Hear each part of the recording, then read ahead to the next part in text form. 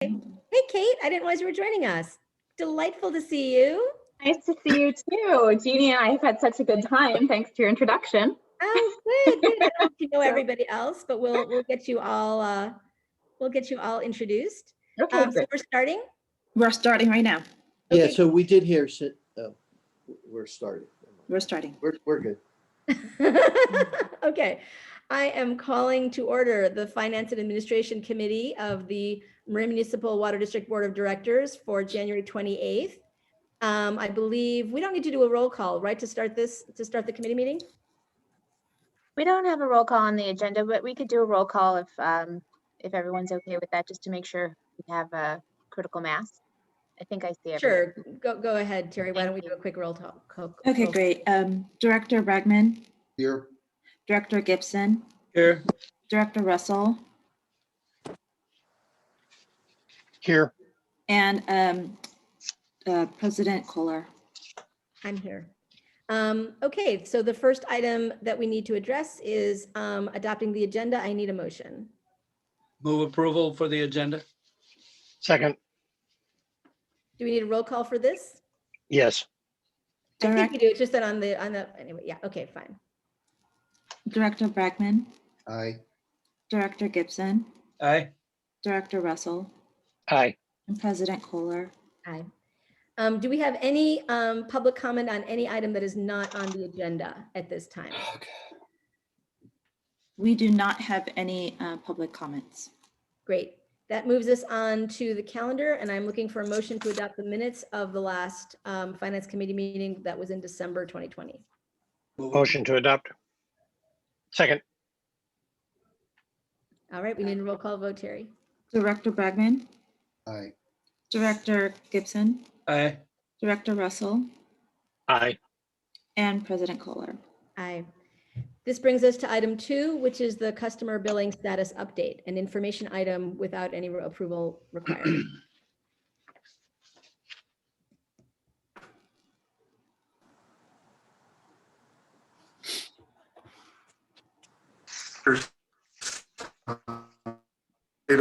Status overview this morning. We'll have speakers. Chuck, we can't see your statuses of current billing. Chuck, your screen isn't up. You cannot. There it is. There it is. It is now. Okay. All right, my apologies. Okay, so for our overview, we'll cover the status of billing and collections. We have a customer survey that was conducted within the district. It's got the results share with the board. And then we are discussing a additional COVID-19 relief program that we will talk about. We've also got Crystal and Matt here to talk about state and federal programs for assistance. And then we'll end this presentation with some talk about next steps. So to begin this, we'll look at some statistics for the district. Total customer accounts are about 61,000. And we recently ran a report on those customers that were more than 30 days delinquent. It topped over 10,000 December.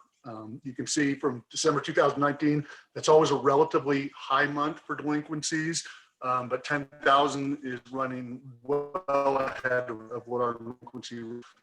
The delinquent amount for those for outstanding for over 3 days is $3.4 million. I think you're going to have to dump. I think you're going to have, Chuck. I think you're going to have to, Chuck. I think you're going to have to dump your video. Your audio is pretty chopped up, at least on my end. Yeah, mine too. So just shut your video off. That usually does it. Gives you enough bandwidth. Your camera. But The camera, yeah. the camera.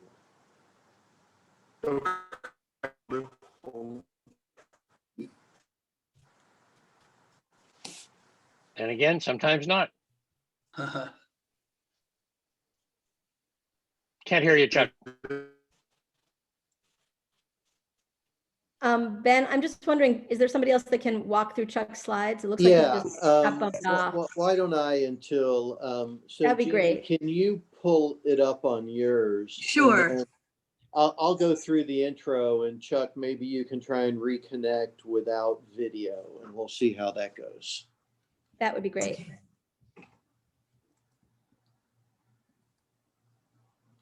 Okay, so today we're going to review, well, we already, Chuck did the overview. I think you got that. We'll go to the next slide. Yeah, that'd be great. The next slide, Jeannie. So this was the review of counts. You can see December's always high, but we're, kind of close to doubling, but, 6,800 on a month, year without COVID does put the 10,000 somewhat in perspective. So it's high, but it always tends to be somewhat high. And then we're going to, this is just informational because there's some context later. Our current discount program participation, we have low income. We have 979 participants in that, and then the medical waiver, 351. So these are the folks that are in our ongoing subsidy or discount program, distinct from what we're going to present in terms of a proposal. Ben, just and Chuck, a question here. In the staff report, it talked in terms of 60 days. And I've got a little confused with that. We have a 2-month billing cycle. So when we are talking about these numbers, are these people who have 2 bills they have not paid? I need a little clarification on that. Is it one bill down, or are they 2 bills I down? think it's, Jack, I don't know if Chuck's back. What I believe it's, they're 30 days or 60 days behind the bill they've received. But is that right, Chuck, or Colleen may be on as well? Yes, this is Colleen. I can jump in. That means they are 30 days delinquent. They haven't paid for 30 days past the due date. Okay. And on the 60-day, that would, that's in the staff report, that's 60 days after. So they're about to get their second bill. Correct. Yeah. Correct. Got it. Thank you. All set? Yeah. So I'll hand it off to Jeannie, who'll go through the results of the customer survey. That's fine. Thank you. Thanks, Ben. So Hey, we Jeannie- wanted to share with. Jeannie, before you jump in, were you going to introduce Kate? And Yes. Okay, sorry. Absolutely. So we wanted to share with you the results from a recent survey of our customers who are behind in their bills. But before we get started, I wanted to introduce Kate Lamberton, a marketing professor at Wharton, who graciously has helped us with this survey. And she's here with us today, and she will help us with any questions you may have after we run through them. With that, so as I mentioned, the survey was conducted in partnership with the Wharton School at the University of Pennsylvania, and Kate and her team have extensive background and expertise in this area, so we're fortunate to have them as a partner. So high-level demographics here, the survey was sent to 1,850 residential and business customers who were more than 30 days in arrears, and these results are based on the 70 responses received. As you can see here is about even, and our respondents were between the ages of 29 and 84 with an average age of about 53. Most were from 2-member households, followed by 1 or 3-member households. So the survey explored some of the reasons for non-payment, and what we found was interesting. A large number of those surveyed, 35%, you can see here, said they simply forgot. 50% of those surveys cited forgetting and at least one program-related issue, such as no late fees or shut-off moratorium, a reason for non-payment, while roughly 30% cited economic reasons for non-payment.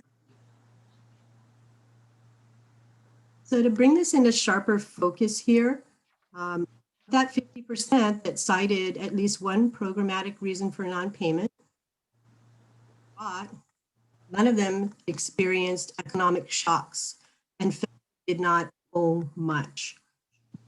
9% experienced at least one minor economic shock, and that includes things like reduction in work hours, vehicle home repairs, or the need to help a family member. Whereas 25% experienced at least one major economic shock, and that would be things like unemployment, changing jobs, or a health issue. But what's interesting here as well, as those experiencing these major shocks are aware of their debt, and they tend to see their bills as being larger. And the goal of a payment plan is stronger among those who feel that their bills are larger. What does that mean? Stronger? Kate can jump in here, but I think that means that they'd be more receptive to a payment plan because they believe their bills are larger and they want to find a way to resolve that. Yeah, so we asked the question that had a scaled outcome. If a repayment plan were offered, how likely would you be in participating? So that's what you're picking up on there. So as Okay. their sense that bills were larger went up, so did their interest in the payment plan.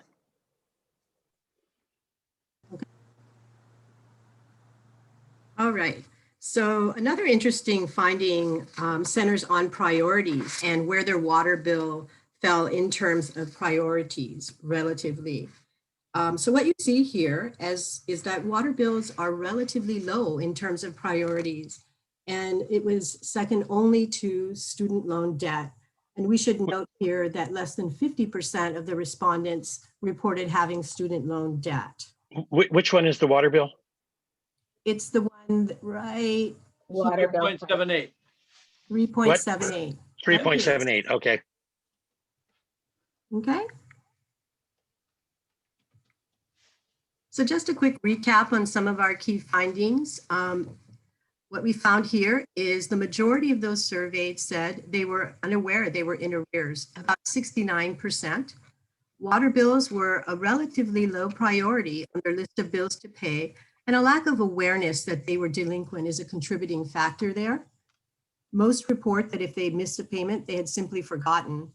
And for those who report economic shocks, such as a job loss or things of that nature, there's a sense that their bills are large and these customers are receptive to a payment plan. So with that. So that's really interesting. The first question I have about the key findings, whether, for Eugenie or Kate, is it's an interesting way of phrasing it. For those who report economic shocks, there is a sense that their bills are large. Are you saying that there's a disconnect between their perception and the reality? I mean, obviously large is a subjective term, but what do you mean that it's the sense that their bills are large? Yeah, so in sort of macro sense, are they not large? This was a subjective measure. So I don't think I have the data on how big their bills actually were. So they may actually be larger. That may be the case. Certainly, if you guys were to provide me that data, I can do that analysis controlling for their actual bill amount. What I found more striking really was that everybody on our list was behind and almost 70% of them didn't think they were behind at all. So there's some really interesting perceptual things happening here. My bet is also, and I'm going to work with one of my postdocs on this. My bet is that when people experience these big losses or big shocks, they think they're really underwater on everything, and it's almost overwhelming, right? So my bet is that they magnify their sense of their, indebtedness in general. And it's good that means that they're more interested in your repayment plan rather than less, because I think some people would say, look, there's a moratorium. Why do I need to repay it all? These people do seem to want to get out of this hole somehow. So again, we don't know exactly, is this totally subjective or anchored in reality? We'd be happy to run that analysis if you guys were to provide those actual amounts. Yeah, I think maybe there's a way to anonymize that information so that, we're protecting privacy, but it might be interesting. I do think I'm sorry, Larry, I want to get to your question in a second. The finding at the top of your list that so many people, there wasn't a shock. They just were, they were forgetful or, this or that. That's pretty interesting. Did you guys talk about ways to, is this sort of a function of having a bill every 2 months instead of every month? Well, if I could, and we're going to get into it in a couple slides. In March, we stopped our bill collection program. So now they're getting bills, but they're not getting any reminders, any past due notices or the like. So there's nothing really other than that cyclical every 2-month bill coming. So there's nothing that's alerting them as we would typically be doing.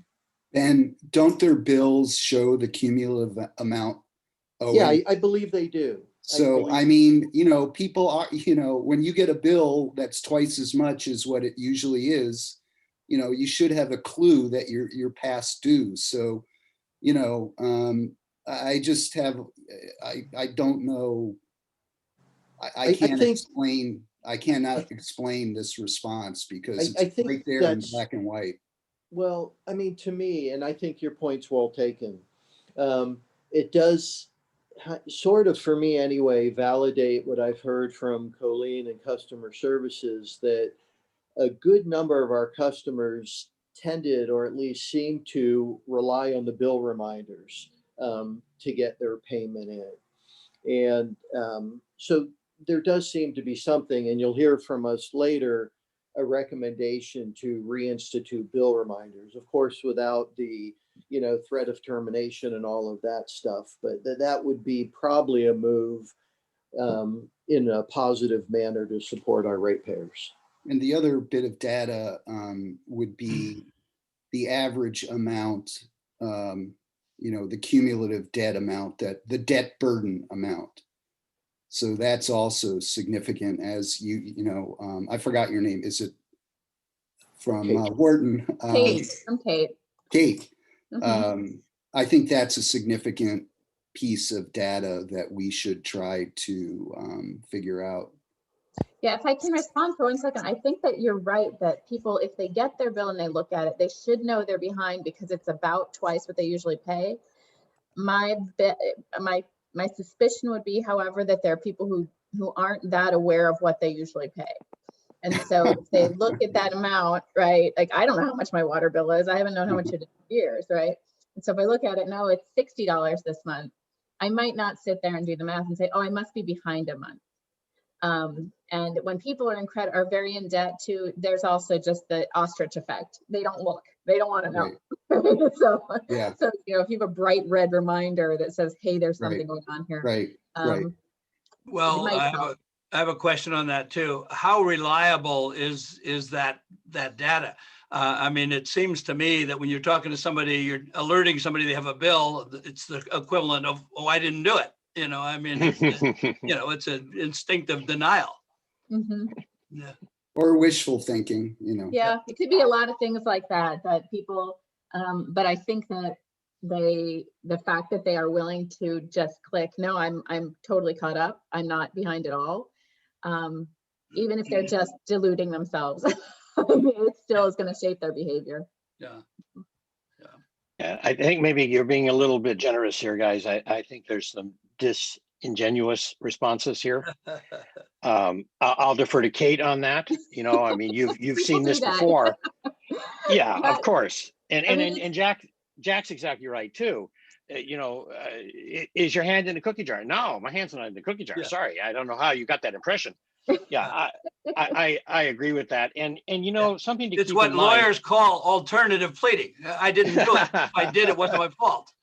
Mm-hmm. I think but sorry, go ahead. Kate, keep in mind that our average water bills are something like $80 or something like that.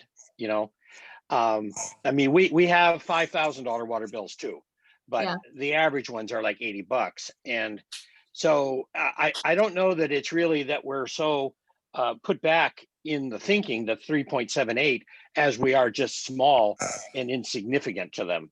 And, but I do have a hard swallow with people saying that they don't remember that they're behind. That just seems a bit of stretch of imagination to me. But anyway.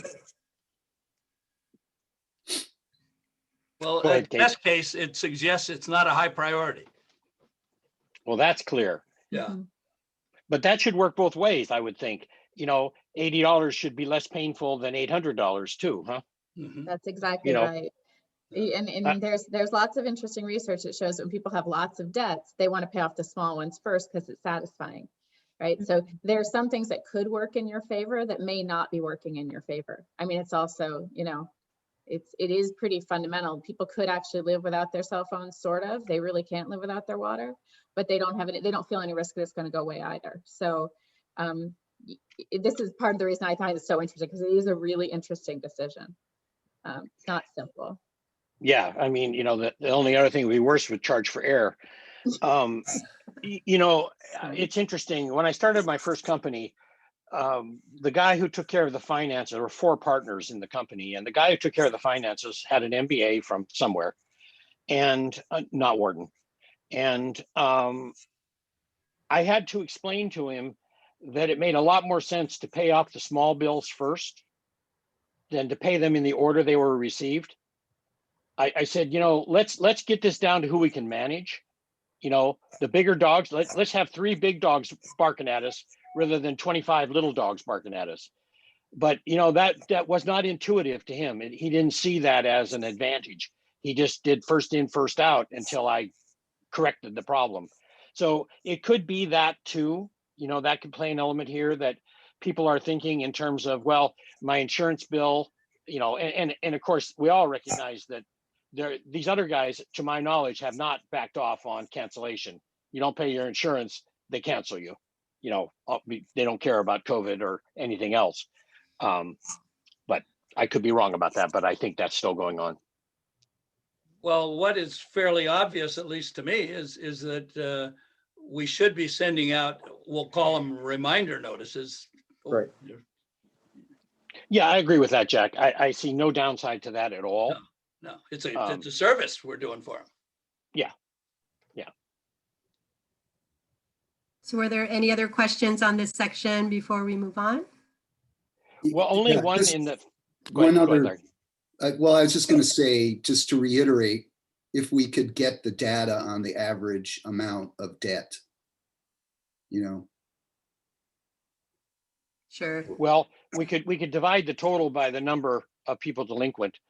As I recall, the total is around 3 million, yeah. and the number of delinquents is 10,000. So that would 300. indicate that it's about $300. Yeah. Yeah. So At least- we'll go ahead and pull that and share it with the board, kind of like in a distribution graph, so you get Yeah. a feel for where proportion. Yeah, I think that would be great, Ben, especially for those, in this 4th bullet, those who are particularly experiencing shock. There's no reason to think that their perceptions that the bills are large aren't correct, but it would be helpful, at least for me, to see, what's in that range. And again, we want to be sure to anonymize. We don't want to, we want to protect everybody's privacy. And I'm sure there's a way for you guys to do that. And Kate, to the extent you have thoughts on this, we would much appreciate them as to how to raise our interest level of the customer to pay our bills. Oh, I I don't have know if you- lots of thoughts on that. That's But great. I think That's there's probably also- but I the think most there's useful also- information. I think there's also just this big elephant in the room that people are suffering economically, right? And so while most of my ideas would have to do with, people at the margin who have a choice of whether they pay or not, you've also got these people who maybe just can't. So I'm happy to talk about it more down the road, but I bet, you guys have a better sense of who your population is. But we could, Well, when you send out a reminder, you have all kinds of choices about what you say on that reminder. And so we Just could keep in certainly mind, talk about- Kate, we're the 5th most wealthy county in America. Oh, okay. So it's not Philadelphia I didn't or think somewhere that like way. that. Okay. This is we do 2 things very well here. We're the most generous county in America, and we're the fifth most wealthy county in America by per capita income. Very interesting. Larry, we probably have some of the worst income inequality in the United States too. So Absolutely. Absolutely. It kind of gets skewed. Yeah. Sure. But I'm happy to talk about that down the road once you guys, if you'd like to chat more. Cool. Okay.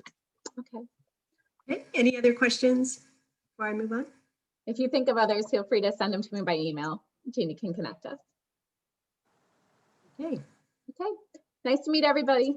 Thank All you, right, thank you Kate. very Good to much. see Take care, you. Kate. Thank you. Yeah. Great to Bye. see you, Kate. Let's follow up.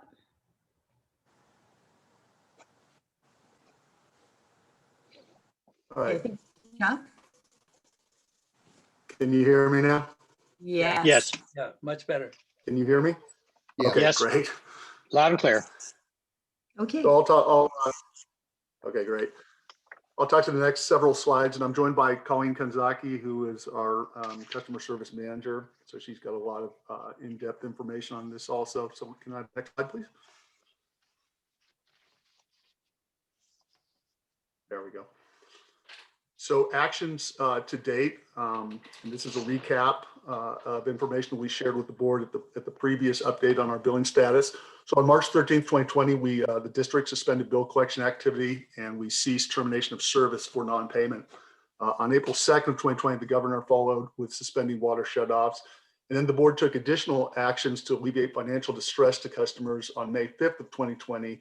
And the board took several distinct actions. One was to accelerate the summer rate structure to move that up by a month. We also delayed the rate increase from July to January, and then subsequently that's been delayed to April 1st. And then the board directed staff to investigate payment plans. You have the next slide, please. So the COVID-19 relief plan would provide for residential customers a couple of things: extended repayment programs, and then a bill subsidies for customers who meet certain criteria. And the program for the bill subsidy would be effective for billing dates beginning in March through the end of December, or until the rescission of the county order, whichever would come first. We have the next slide, please. So first, we'll talk about the proposed extended repayment plan. So when we met with the board previously, our idea was to have a fixed repayment plan for 2 years. And the sample that we gave the board was that we would take anybody that had exceeded $60 in delinquencies and we would spread that over 2 years. The current ordinance allows us to spread repayment plans over 12 months. So that would be a change to the ordinance. So at the behest of the general manager, we looked at some alternatives to that. And the first would be to have a graduated term based on your delinquency amount. So in our example here, if you had up to $1,000 in delinquencies, we would put you on an extended payment plan automatically over 2 years. If you were up to the next level of $2,500, we'd extend you to 3-year repayment plan. And we take that out to if you had $4,000 plus, we would extend you over 5 years for repayment. The second alternative would to be automatically just take everybody and put them on a fixed term, like a 5-year repayment plan. Notification customers would automatically be placed on the plans, but the customers could elect to opt out, as some customers, especially with lower amounts, probably wouldn't want to take advantage of this extended plan. And these plans are available now at the customer's request. We have the next slide. How would the customer know that, Chuck? How would the customer? Well, You said they're. We would have to provide. You said they're available on the customer's request, but how would they even know to request? I can jump in with that, Chuck. So yeah, go ahead. Whenever we are speaking to a customer and we notice that they're contacting us and they verbalize an inability to pay, or when we were doing our collections activities, they were contacting us because they received a past due notice or a delinquent notice, and they contact customer service, we automatically offer them a repayment plan of up to 12 months. But that's not happening now, right? It is if they're contacting us and stating an inability to pay, or they're concerned about their in arrears, or they haven't paid. And how many have done that? Reminders are not, I'm sorry? How many have done that? You're correct. During COVID, during this time period, we've really just ceased all bill collection programs. And we do communicate broadly with customers that if you're having problems, give us a call. We have some programs. But what we're presenting today is different. It's moving to but how do we even do that communication, Ben? Yeah, we'll talk about that. This program, if the board supports it, we would reach out directly to all the customers that are in the rears. Okay. And as we mentioned, also the payment plans would be automatic, so we'd be notifying the customers of them being opted into that automatic payment plan. They'd have to proactively opt out. Chuck, there's a couple of things that I'm concerned about. I'm all for this. I think it's a great idea. I think it should be automatic. Just do it. Go the 5 years. You know, it's going to change our cash flow, but we'll have to just look at it as an investment. The couple of things that concern me, though, are I think we should be thinking about, at least thinking about, putting a lien to protect the money. at the minimum, a due on sale requirement should be in it. And the other thing is that, or on account closure, but I would imagine, and I have no experience with this, but I would imagine when people go bankrupt, we just get lopped off by the bankruptcy court, don't we? As a creditor, we just get, we're gone. I would think that happens. It may not, I don't know, but so I think we need a mechanism to address that issue of if they move and or close the account, what happens? How do Let's we take a look at that. That may be, we may find it's more work than the board would want or see in the return, but regardless, let us take a look at that and we'll loop back with the board on. Okay, well, I think it's just words in the agreement.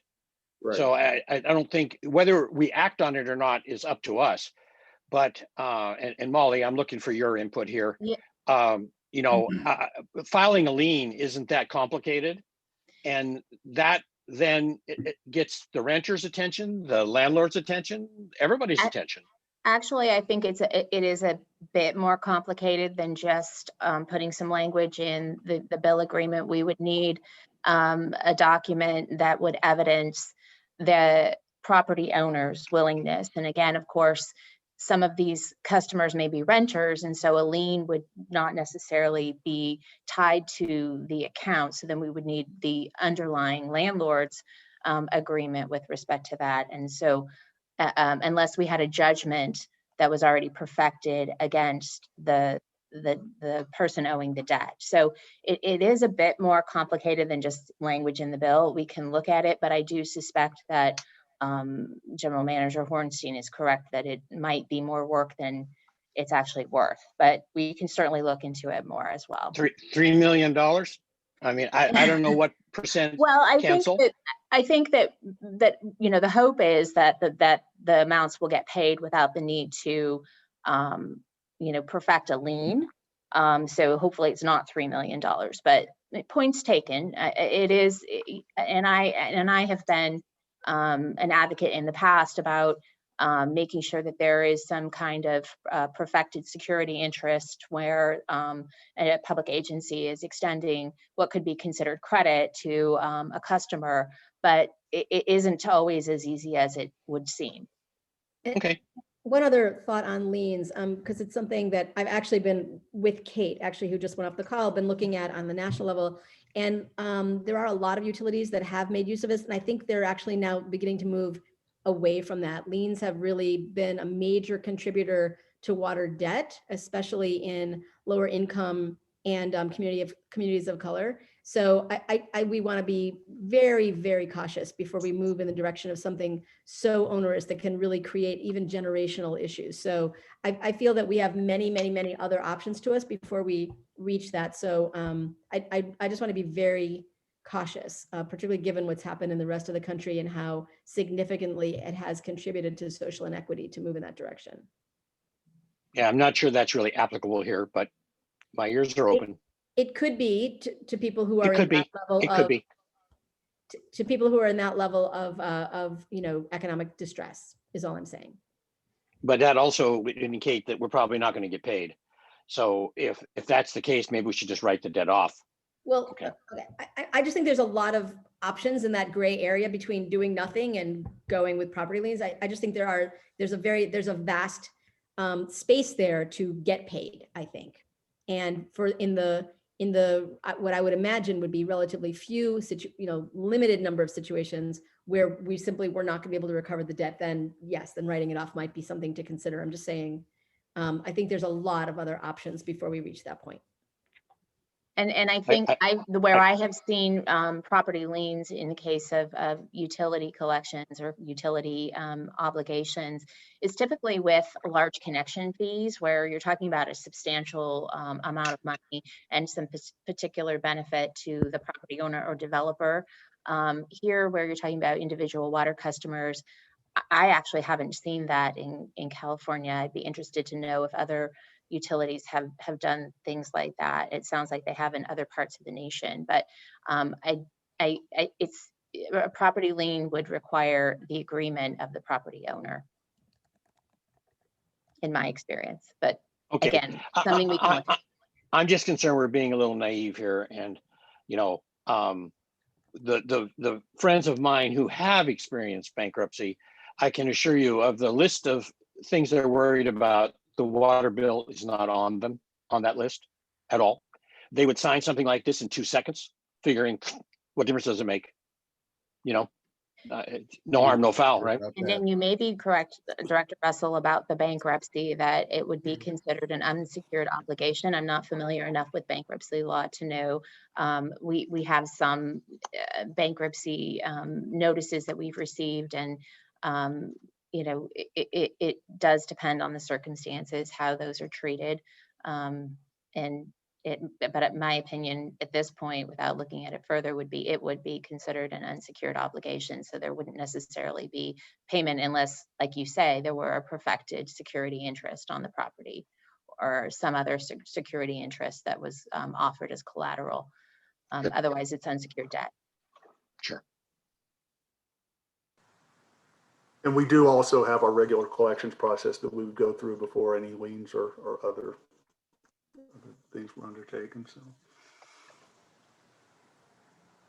So the bills, looking at a COVID-19 relief program, and what we would do here is provide relief for those residences that had annual income below 80% of the Marin County HUD low income level, and they would have to attest that they've been financially affected by COVID. And the difference there would basically simplify an existing plan for those customers affected by COVID. Right now, if you want to opt into the low income program, we ask that you provide the previous year's income taxes. This would make it easier. You could simply attest to that and opt into this program. And what this would do would waive all fixed fees, so service charges, watershed management fee, capital maintenance fees. And so as an example, if you are a customer with 5/8 inch meter, that would save you a little over $460 per year on your bill. And then the additional cost of this program, we would have to fund from non-rate revenue. So to be clear, I just wanted to remind the board. So we're bringing really a proposed COVID relief program that has the two components. One is a repayment plan that extends potentially far beyond our current 1-year limit. And the other is a path to get financial relief from your bill, assuming you meet certain criteria in a very kind of easy way, basically attesting. And these would be in place for that. It's basically almost an 18-month period or so that Chuck identified. And, you know, it would be presented to customers and as a program, and we would get off and running on it.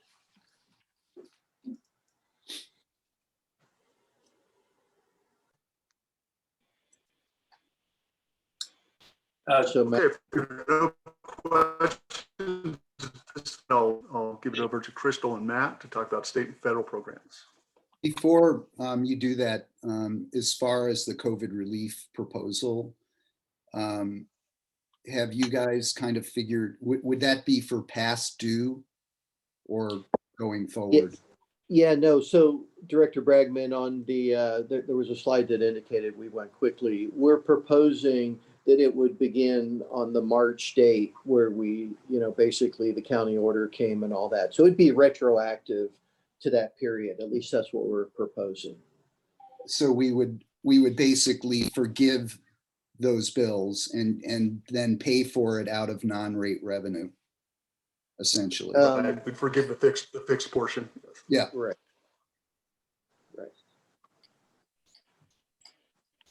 So pretty significant. Yeah, it is. Help to these customers, because one, that's maybe 50, maybe more percent of the bill. Yeah. The lower the income, probably the higher percent fixed fees are, and stretching out the remainder balance for an extended period. So this is really, I think, a pretty big, you know, program in context of helping out those who need it. Yeah. Yeah, it's an interesting proposal. So have you guys costed it out at all, or? What we've looked at it, and what we need to sharpen the pencil. We wanted to get some feedback from the board before we spent too much time in it, but it's probably would take, and we're going to work with Molly as well, looking at the remaining non-218 revenue we have this year, which is approximately $700,000, and potentially also using next year's similar allotment. So we do have some funds to work with, assuming the 2-year kind of thought works, and we work to figure out how to put the program together in a formal way to hold it together from a 218 context. Yeah, no, I think it's an interesting. And we know on the existing program, we spent $300,000 year to date through January On low income discount. on the low income waiver program. Yeah. Yeah, it seems like a really good idea to me. I'm glad you guys are going in this direction. Yeah, it's worth exploring for sure.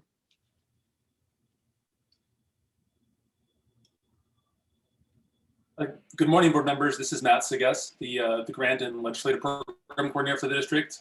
Can you hear me okay? Yes. Loud and clear. Great, thank you. I'm going to give you a brief update on ratepayer assistance activity at the federal and state levels. Next slide, please.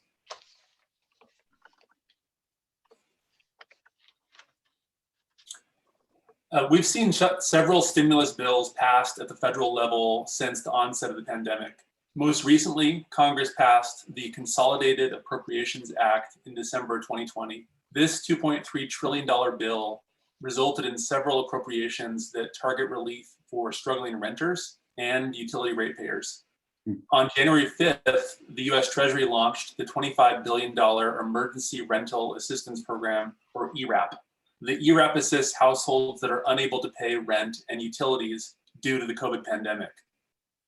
ERAP eligibility may be limited to cities and counties. As a potentially ineligible special district, we're working with the County Marin to collaborate on potential ratepayer assistance. Additionally, just yesterday, we learned details of a second federal program, House Resolution 133, appropriating funds from this act, creating a measure that includes $638 million nationwide for a new low-income household drinking water and wastewater emergency assistance program. Funds from the measure, which are given to states in the form of block grants, have not been included in the governor's proposed budget, which is why I did not list it here. But with ACWA's help, we are tracking the program as it takes shape. Next slide, please.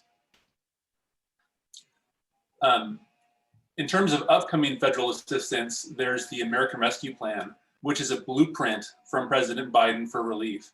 It's a $1.9 trillion plan offering $5 billion for water and energy costs in arrears, though it may include a federal ban on service disconnects if Congress takes it up. There is some uncertainty on whether Congress is going to move this proposed plan forward. And similar to current funding, our eligibility as a special district is unknown at this point. Next slide, please.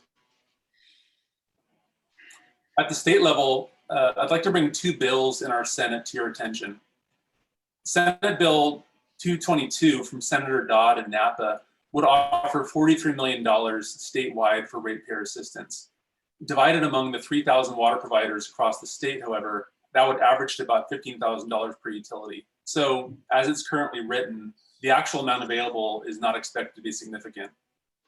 Additionally, there are questions about our own eligibility. The intent of the bill is to assist low-income ratepayers. As written, SB 222 would define low income as a household income or a community annual median household income that is equal to or no greater than 200% of the federal poverty level.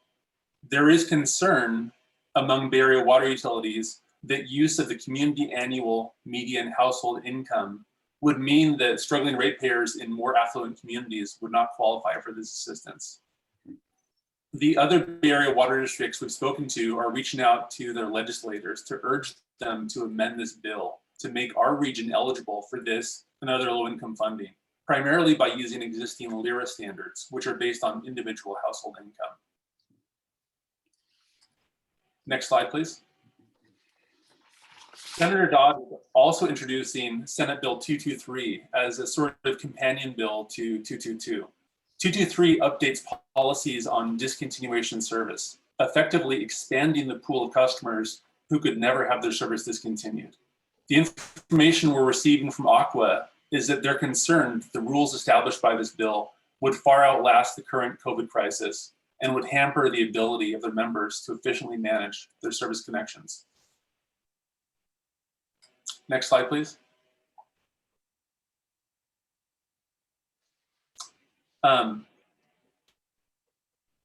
Looks like. Are you there, or you want me to?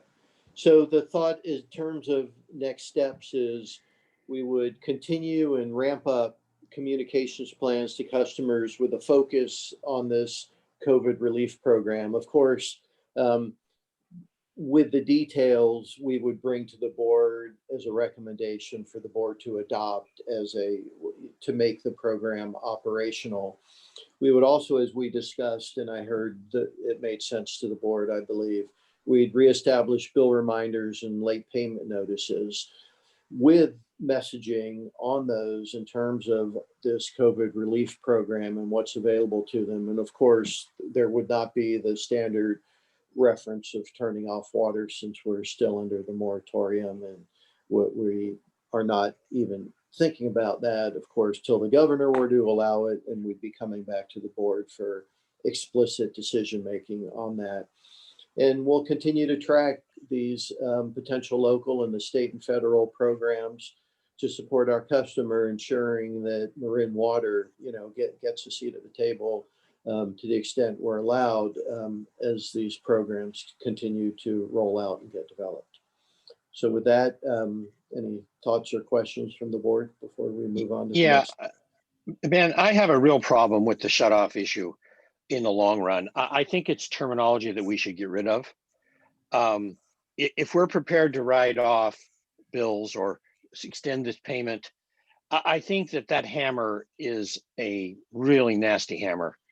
And I think as a district, we should get away from that methodology of saying, if you don't pay, we're going to cut you off. I understand it's convenient and an easy hammer, and it gets people's attention. I got all those things, but I just think it doesn't meet my vision of the district's obligation to the community for something as critical as water. If you want to cut off gasoline, that's one thing, but cutting off water is another animal.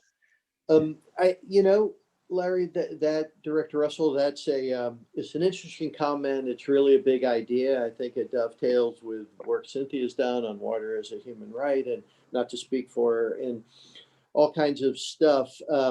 So I would say let staff just absorb that, and we would, before we do come back with our normal collection program, we would think about it, and maybe we'd even benefit from Kate, who we just heard, that is an absolute professional in terms of customer behavior and motivations and that kind of thing. So point noted.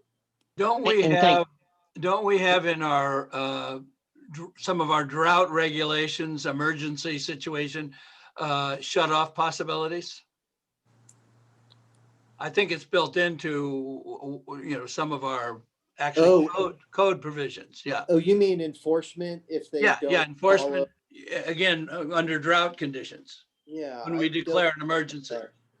I don't know if anyone on the phone may know that, but that's something we can look at as well. Just we'll get back to you on that. Right. I thought it was just flow limiters, Jack, but I could be wrong. I don't know. I'm asking. Yeah. Ben, I thank you for that answer, that at least you're open to the discussion, because as I said, I think we have a moral obligation that, we're more than just a business. We're part of the community. And, it's pretty hard to live without water. And I'm speaking in part from my experience with Flint, where, and I concur with Cynthia's comments about the water debt, although I don't know that it applies exactly to our situation the way it did to Flint or other communities of that type. So I'm glad that you're open to it. And I think we should also take advantage of this situation to really take a hard look at what works and what doesn't work.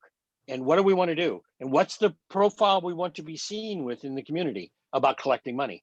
You know, how are we going to approach it? On that, Larry, just briefly, Kate mentioned on the call, and I made a note and we'll follow up with her, an interest to review the language on our bill reminders. So it really aligns with what you just said. And bill collection is, you know, I think for every agency and every board or council, a tough issue to grapple with. It's sort of part of the business, but it doesn't mean that we can't rethink it and be creative and, you know, bring options and see where we land. So we'll go ahead and start thinking about that. I have one brief comment. You know, I circulated an article from The Guardian, and this is to Larry Russell's comment, indicating statewide 1 in 8 ratepayers is behind in their bill. In Marin, it's 1 in 6. So again, it goes back to the earlier point about, you know, income inequality. You know, we may not be Flint, but we have Flint-like communities within our community. So, you know, that's the part of the community. You know, I'm not saying the top end has not suffered, but you know, we do have a significant portion of the community which is, you know, barely holding on, and that's kind of a permanent part of our community. So, you know, that's kind of what I'm looking at, and I think your suggestion about going beyond water shutoffs is profound, and we really need to kind of start, you know, considering rejiggering the paradigm. And, you know, I think that's a very profound thing for us all to consider. So thanks for that. In the interest of full disclosure, I know Kate because she and I are working on a project to get utilities to eliminate or at least significantly reduce their use of shutoffs in enforcement. So I just thought I'd let everybody know that. Cool.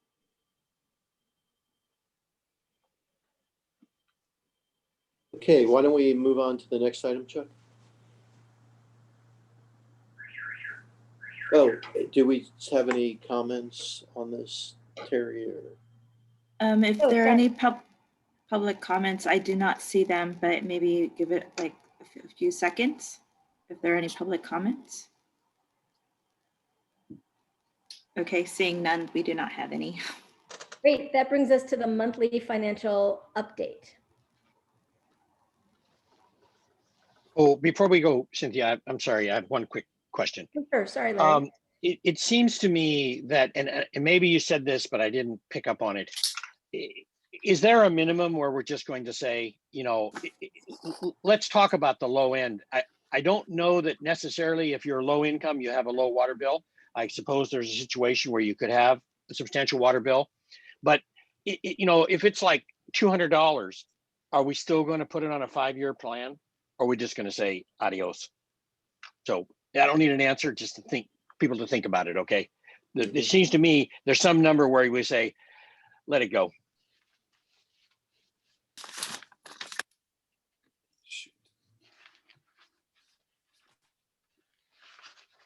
I'm done. Okay, thanks for that. I think we're moving on to the financial update. Thanks, Larry.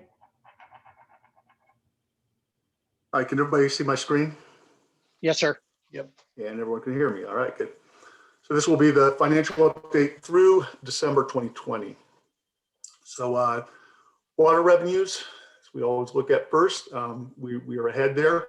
We're at 61.3%. If we were tracking linearly, we'd be at 50% through the year. So out of that water revenue, about $38 million of that, as you can see by the attachments, is coming from water sales. Service charges are about $10.2 million of that.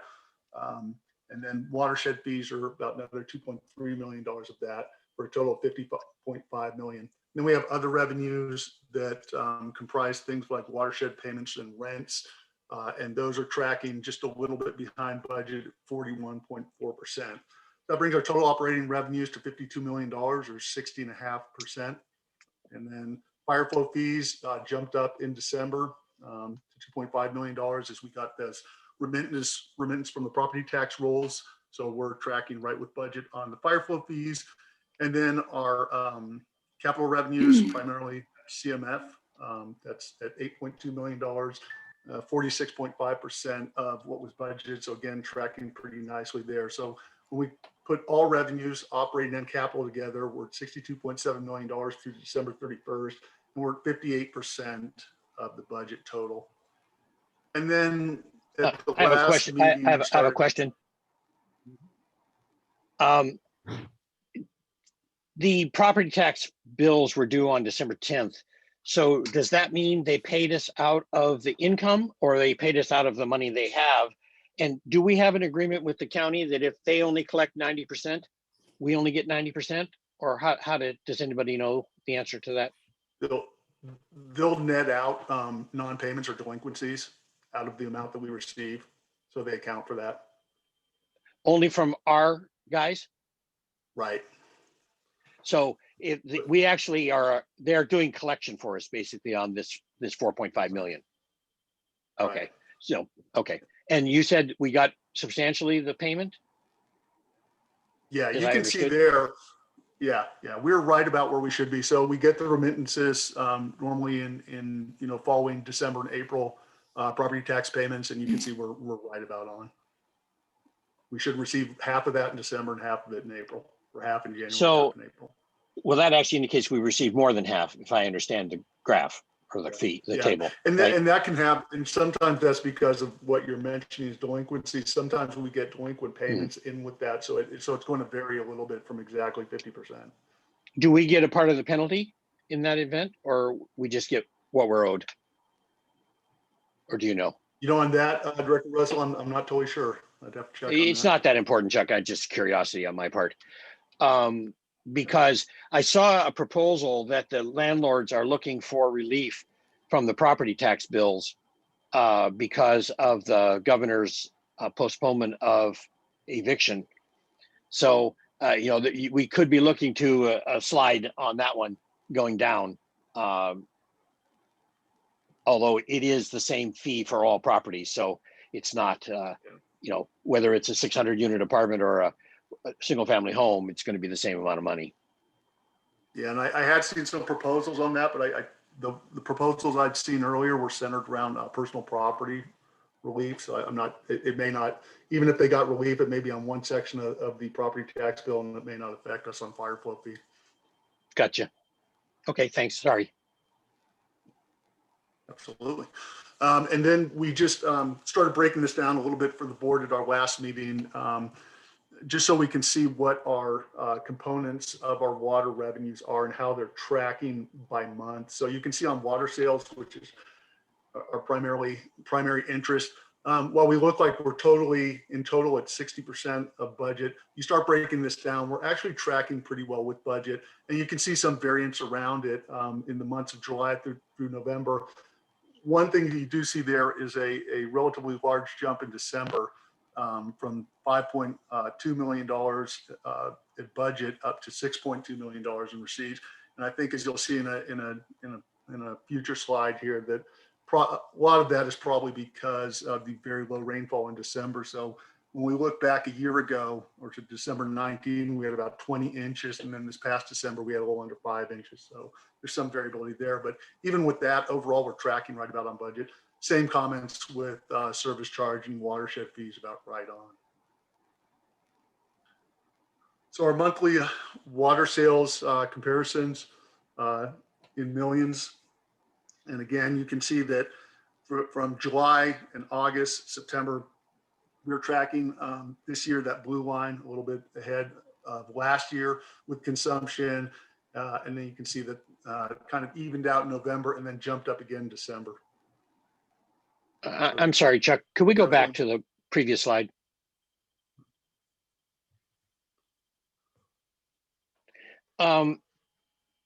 The question that Director Bragman brought up the last time was a very interesting question.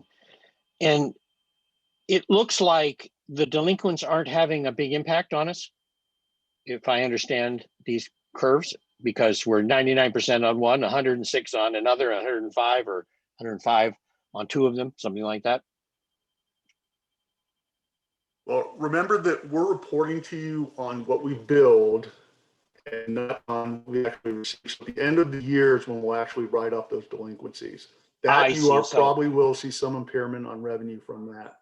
So actual is not really the right term. Right. That really should be billed, huh? Not collected. Yeah. It should be budgeted Yeah, and or billed. you know, it could be accrued, but that's Accrued. Accrued's okay, Yeah. yes. It's yes. the actual Not bill. cash. Actual to me means payment. Right. Yeah. Yeah. But Chuck, just for clarification, we're ahead of budget by 5%. We are ahead of budget by about 5%. It's not, we're not horribly ahead of budget. No, ahead of budget is good, right? I prefer that. I prefer that. Although it seems to me if you take the delinquents into account, it was probably a push. Well, subtract 3 million, Yeah. yeah. And, Yeah. well, so, and not to delve too, but you're not going to subtract 3 million. So some portion of that will be considered uncollectible, but it won't be $3.4 million. I was thinking of accrual or cash flow. Okay. Yeah. So, I run a small business. I run on cash flow. That's the only thing I look at is what's billed is irrelevant. What's paid is important to me. But I understand we have a little different operation than my small little Just business. one other quick clarification or, just more granular is that the rate of delinquency, we're about 2 million over our pre-COVID amount. So pre-COVID, we had about 1.3 million delinquent. Now we're about 3.1 or whatever it is. So it's actually about 3.4 is what we showed for the over 30. So it's about a $2 million delta. Yeah. And I think typically what we've shown the board before is I think about 10% of that winds up being bad debt. Now that could be different now. We don't know what that's going to look like now. We're kind of in uncharted territory, but it will be nowhere close to the entire 3.4 or even 50% of it, I doubt. Yeah.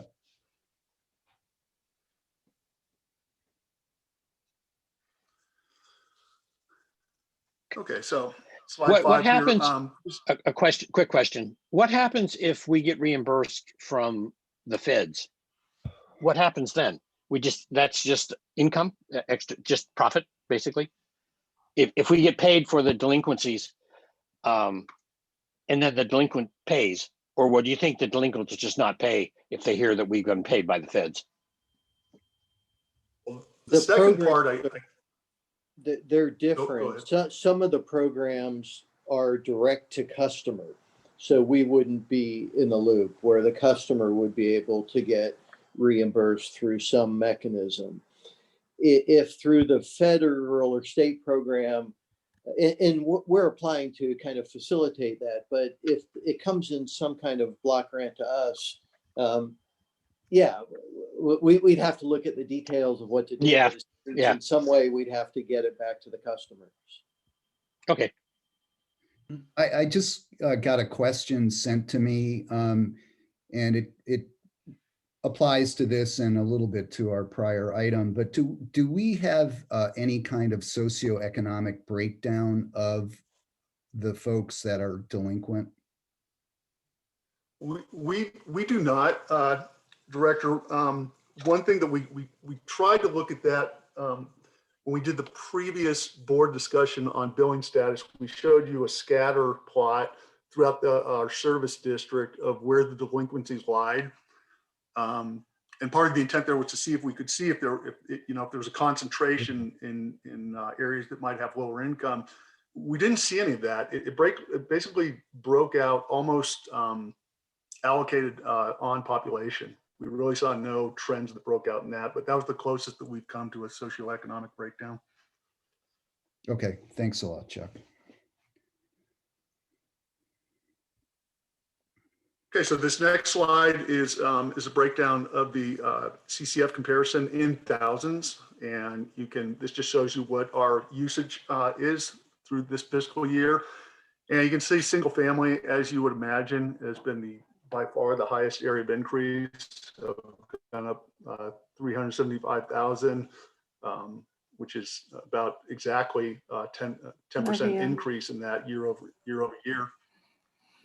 Duplex is decreased a little, but same comment as before on that. We had changed an ordinance before that moved some or allowed duplexes to move to single family. So some of that's just reshuffled between duplex and single family. Some increase in all multi-units. And then as you would expect in the institutional and the commercial and industrial, you've seen some decreases there. They've been affected by business. Irrigation, we have an increase in usage up by 22,000. And then raw water for the golf course there is almost dead even with last fiscal year as is recycled water. So you can see the total usage is up a little bit under 5% there year to date. And then we started giving the board this breakdown of our aging. So here you can see in the different categories, starting at out to 30 days and extending to those that are up to a year in arrears. And you can see the distribution there. Less than 30 days is increased by 189, about 20% increase there. And then you see those trends continuing out through 30 to 60 days, increase from 352 up to $890,000, and this is in dollars, not number of accounts.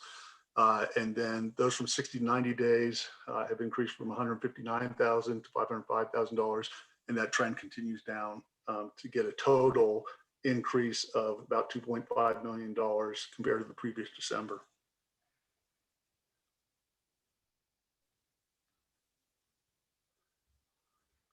And then here we take the 60 days past due and break them down a little bit more. So single family residential, you can see a market increase there. It's about doubled in the number of delinquencies that we have. Duplex is likewise extremely large increase. Multi-units, and then you can see business, institutional, irrigation. Every one of these categories has got a market increase in those customers that are 60 days past due.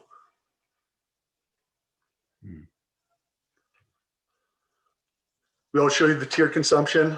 Tier consumption for fiscal year 21 follows the same trends as it's had before.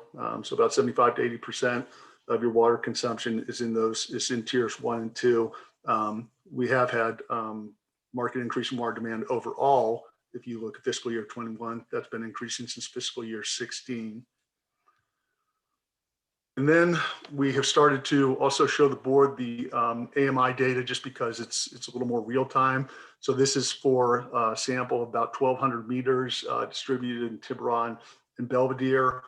And here you can see how we compare with 2020, that orange line compared to the previous year.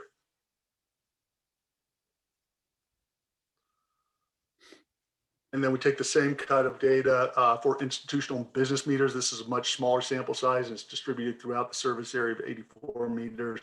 And again, you can see through December, that orange line there showing you the difference between the current year and the previous fiscal year, the blue line.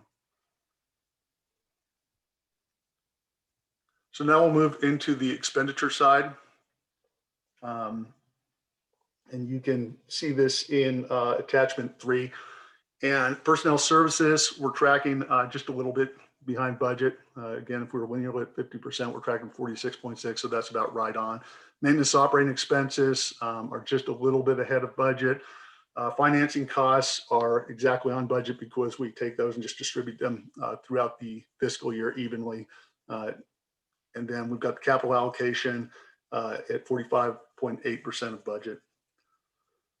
Fire flow projects, we're at 11.2%, so a little bit behind on that. I think a lot of that was by design, as we're trying to get that fund balance healthy. And then district projects overall, we're 25.1% at that $26.4 million budget for this year. So overall, with capital and operating expenses, we're in about 42.6%. And then again, we just kind of delve into this a little more. So what you see here is operating and capital expenses budget to the actual, which we just showed you. And then we've started to take what the encumbrances are, contracts that we have let on the capital side primarily, and that would add another $6 million. So if you add that into the mix, you're actually looking at running 47.6% of budget. So you're right about where you should be. And then we'll take a look at fund balances. So the first fund balance there is restricted and designated. And that's where we book things like workers' comp, general liability, and our debt service. So that fund is down a little bit from the beginning of the fiscal year, likely because we just made a debt service payment in December. Rate stabilization fund has maintained its same balance. $9.1 million. Funds are to come up to $3.8 million. Pension reserve fund of $2 million is maintained stable, and the capital fund is down by a little bit over $1 million. So your restricted and designated is down about $2 million over the beginning of the fiscal year. And then operating unrestricted, you've actually increased a little bit in that fund balance up to $28.8 million from 26.2. So that if you take that and look at what we have in months of cash flow available, that gives us 4 months. Chuck, I have a question on the spreadsheet. Yeah. Sorry, on the spreadsheet you gave us on attachment 3, page 5, on the operating fund balance, there's an accrual adjustment of about 5 million. It's 5,844,000. So could you explain that?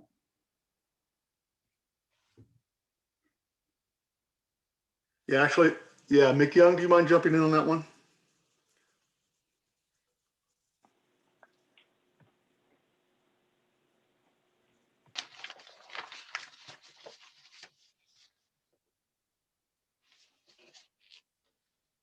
Yeah, I can jump in. So the accrual is because when we prepared this, the billed revenue is not a cash we received. So we are adjusting to the net fund balance of cash. That's the adjustment. So some of the expenditures are accrued expenditures and some of the revenues are accrued revenue.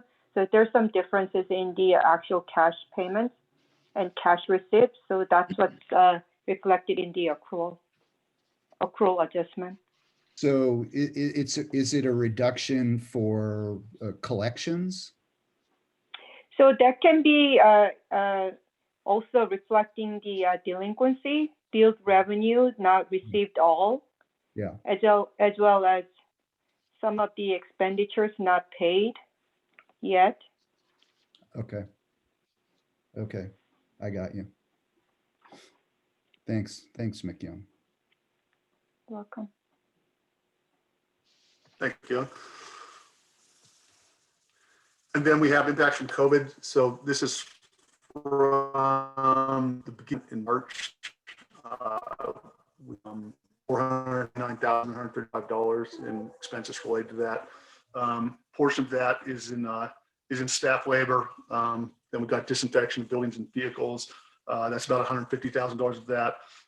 Additional sick leave is about $160,000 of that. So those two components are the primary components of that $429,000. And then we've got additional janitorial services also. So in summary, again, revenues and slow expenditures down, Chuck. I got a question. I asked a while ago about the efficiency of the disinfection. It's, and I'm not proposing anything here, I'm just asking a question. It's pretty clear that this is an airborne infection. And I don't know there's really that much value in cleaning. I'm not saying there isn't, but again, before we keep spending $100,000 a month or whatever we're spending on cleaning, I think it's time to look at the efficacy of the cleaning to see if we're having any virus present or any reduction in virus after cleaning. One thing I've observed, and I'm sure we all have observed the same thing, is I haven't even got an inkling of a cold this winter. And I'm sure that is because of doing the extra sanitation and keeping a face mask on, keeping out the breathing in the virus from other colds and flus. So anyway, it doesn't appear to me that there's a lot of value in disinfection and cleaning in terms of the mechanism of the conveyance of this virus. But like I said, I'm not proposing anything. I'm just throwing out a question. Director Russell, we have ramped down slightly from where we were, and we the more and more of the data is pointing exactly to what you're saying. So we are, on the other hand, to share with you, we had someone recently positive. We do get these periodics, and that person had been in multiple facilities, and then we do go into where that person had been and ensures is infected. So staff is, and some of it may be perception for staff, which is not an insignificant, issue either. But absolutely concur. But on the other hand, Ben, it's like they spent $500,000 cleaning the White House. Okay, maybe. I mean, it's one of those things where it's just like, can you imagine being the officer that decides when it's time to stand down the National Guard in DC? Right. How in the world do you make that decision? It's the same kind of decision. It's easy to keep doing it. It's a lot harder to decide when to stop. Right. So, Can I make a suggestion? I think we should talk to the County Department of Health and see what their protocols are and see where they're at. That's a great idea. It's a great point. We'll do that. We did look into, there are places, like buses and BART that have reduced the frequent, because early on, right, really didn't know the route of transmission, and there was a lot of money being spent in this. But that's a good suggestion as well. We'll take a look. And the cleaners are never going to say enough's enough, huh? Right. Oh, absolutely. So, unless we put them on some kind of an analytical technique, show us a 90% reduction or something. As long as you leave it open-ended. Well, did you clean it? Yeah, I cleaned it. Is it cleaned well? Yeah, it's cleaned well. And this idea of the atomized chlorine compounds is like, oh, please, So anyway, as long as you're going to face this question sooner or later. It's a bit of that article I sent you, Ben, about a rationale of, the airport is using a rationale of saying 2 months after travel returns, everything's back to normal. Okay, it's interesting to see their thinking. Whether it's a good number or not, I have no idea. But it's an interesting way of approaching it. Okay. Director Gibson, President Kohler had to leave, so I believe you're vice chair. So if it works for you, we can turn over the remainder of the meeting to you. Okay, I think we're on item number 4 then, monthly investment report. Oh, yeah, first of all, before we leave that, do we have any public expression on that? At this time, we do not see any raised hands. Okay, then we'll move to item number 4, monthly investment report. Good. Before we do that, where does this all leave us? We were going to send out notification. Is that happening? I've really got some reservations about doing that as far as, the discussion about an April 4% rate increase. So a bit of a separate, but in terms of next steps, we talked about that in terms of this program. We're going to refine the program and move that forward. The COVID relief program, bring it to the board for adoption and target those customers directly. That collectively, with both elements of the relief program, I think very reasonable to say we're largely addressing or very significantly addressing the economic impact of those in need. So the 4% isn't really on this agenda. I think my intention is to kind of wrap this piece up, which we're doing, and then move forward consistent with the resolution. Meaning, okay, well, I just want to register my opposition to implementing that rate increase in April. So, it may not be called out as a separate item on tonight's or this morning's agenda, but given everything that we're dealing with, I just think it is not wise to move forward at this time. And we're 5% ahead of budget right now. We've kind of kept pace with a 4% increase without increasing rates. And I just think it'd be much wiser to hold firm until July 1st when we implement a new budget and can, kind of take measure of everything when things are a little more stable. So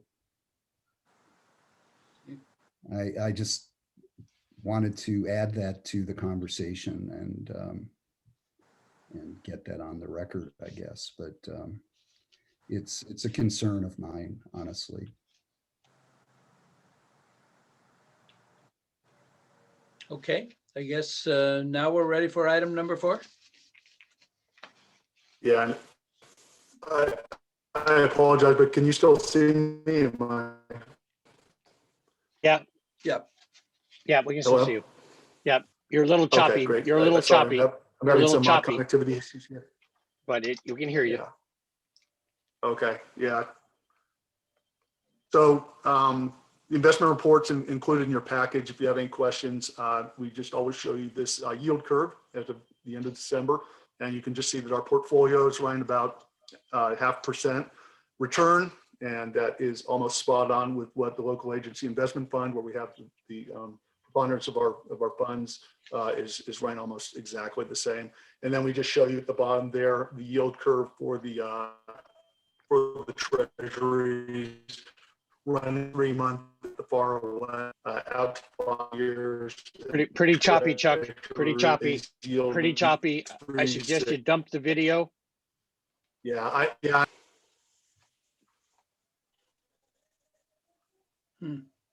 Is that better? Much. Okay. Yeah, my apologies. I'm on a very shaky internet connection here.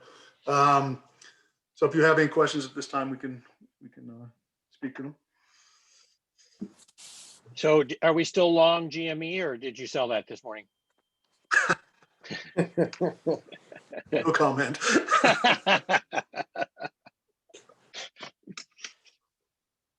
Did you see that guy at Bitcoin that lost his passcode to $220 million worth of Bitcoin? That's a tough one. They have something called iron key. You can't get to it if you don't have the passcode, and he forgot where he wrote it down, the passcode. Tough day, huh? I keep the passcode in my drawer for the district, so we're fine. No, that's good. That's good. That's good and safe, secure. Yeah. Pretty soon it'll be facial ID, so that'll straighten itself out. Well, good. That sounds great. I think we're cooking, and I hear you, Larry Bregman. I'm thinking about that issue. I do understand your concerns. Mm-hmm. Okay. Any other questions on this? Do we have any public comment on it? We do not. Okay, I think that's a wrap. Adjourn the meeting. Everybody have a good weekend here. Thank you. You too, Jack. See you. Okay, Bye-bye. thanks, Thanks, everybody. Terry. Bye. See y'all. Yeah.